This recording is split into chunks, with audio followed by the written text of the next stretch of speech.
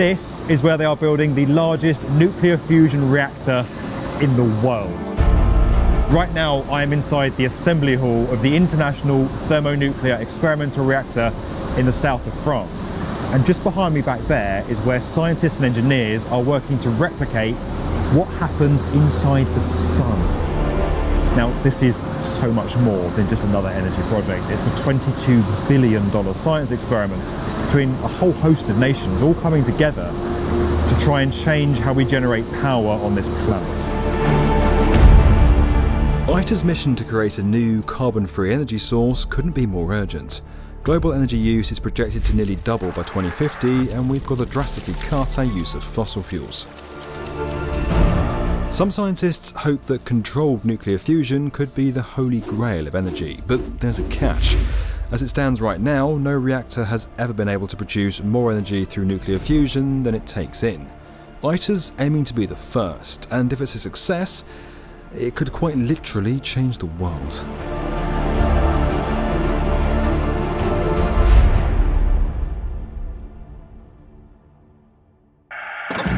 Nuclear fusion, the energy which fires the hydrogen bomb, and the sun. Could this be the pot of gold waiting at the end of the rainbow? To provide energy which is cheap, clean, and inexhaustible. In November 1985, General Secretary Gorbachev of the Soviet Union made a proposal to US President Ronald Reagan: form an international coalition to develop fusion energy for peaceful purposes.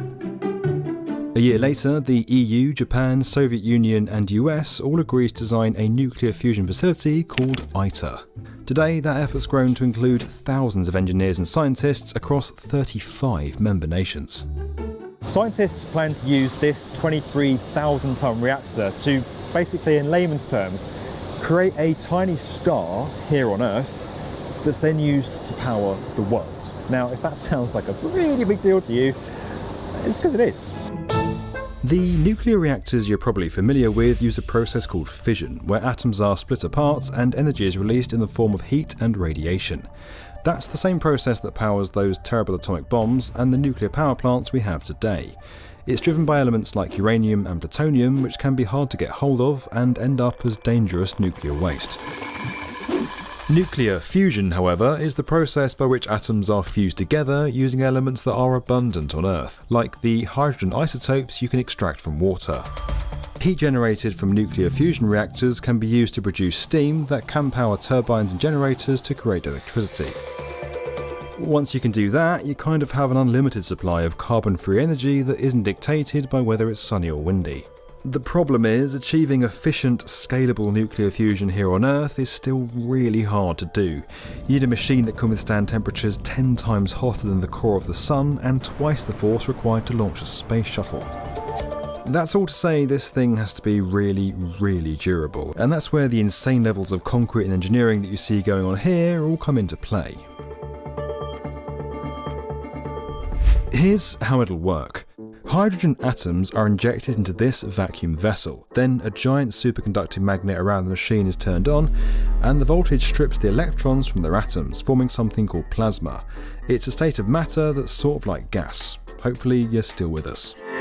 That plasma is then heated to extreme temperatures of up to 150 million degrees Celsius.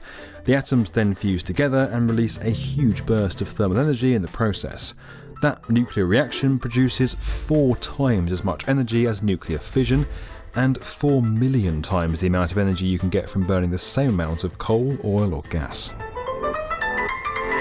The ITER tokamak will be the largest and most powerful fusion device in the world, with 1 million components and 10 million parts. Those parts are all made and assembled by ITER's member countries and then shipped here to this 445-acre site in France. It's kind of like building a Lego kit, just 10 million times more complicated. I'm Colette Ricketts and I work as the Deputy Head of the Project Control Office for ITER organisation. It's my job to make sure that all the bits that are needed to put together the Lego kit that is ITER show up on time, the right colour, the right shape, the right time. I'm the Grand Master of the Lego kit. With so many heavy components needed to make the machine, 104 kilometres of roadway have been specially modified into something that's now known as the ITER itinerary. We've built bridges, we've widened roads, we have police convoys to get our components through. It's a massive undertaking just to move a component. Everything then comes here into the massive assembly hall. Parts are put together and these enormous cranes on the ceiling above my head lift it up and over into the reactor. At its core, we're still building the same facility we were building and was imagined decades ago. But of course, every week something changes because we're on a global platform. Pandemics, Brexit, political elections. So then we reschedule, we reorientate our programme. I spend most of my time saying, well, that was the plan, but nothing goes to plan, and this is how we're going to adapt. Now, I'm a self-confessed construction geek, and ITER really is the ultimate construction project. If you thought getting one national government to build an infrastructure scheme was hard, try doing it with 35 nations, all with different languages, cultures and building practices.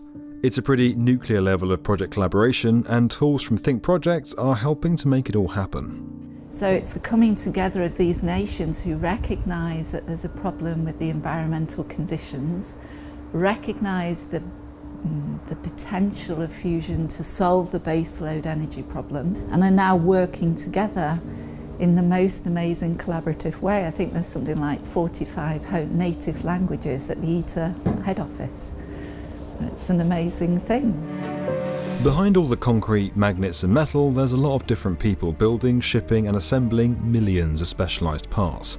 And all those different people contributing to ITER need contracts to get paid and make sure their work is being accounted for. Think Project manages contracts for nearly 400 users across 30 organisations and those 35 nations. It's not the most glamorous part of the project, but it's the glue that kind of keeps the whole thing together. The stakes are high for ITER, and staying organised is essential. There's been a lot of money invested in this, and it's a crucial moment in our energy transition away from fossil fuels and towards renewable sources. The immense project is scheduled to first power on in 2025, when they'll hope to create plasma. Eventually, the goal is to create, at least for a few seconds, what scientists call net energy, where more energy is produced than used. Once that small task is done, the next challenge will be to actually funnel the energy made through fusion into our existing power grids. But that's still a couple of decades away and will likely be taken up by other reactors.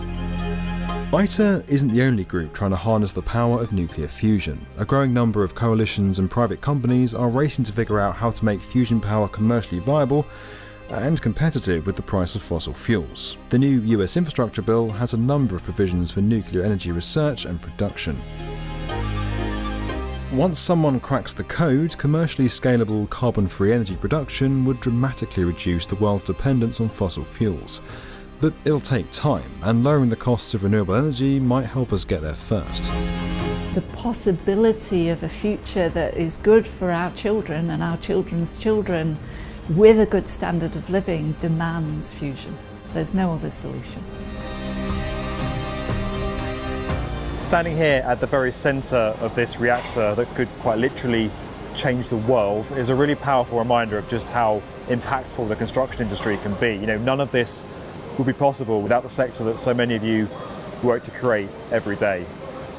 Yeah, the spot where I'm currently standing in decades to come could be seen as the birthplace of a new kind of energy on this planet. I'm not sure it gets cooler than that. This video was made possible by Think Projects. You can learn more about that at the link below. And as always guys, if you want to get more from the definitive video channel for construction, from the channel that takes you inside the very heart of a nuclear reactor, make sure you're subscribed to the B1M.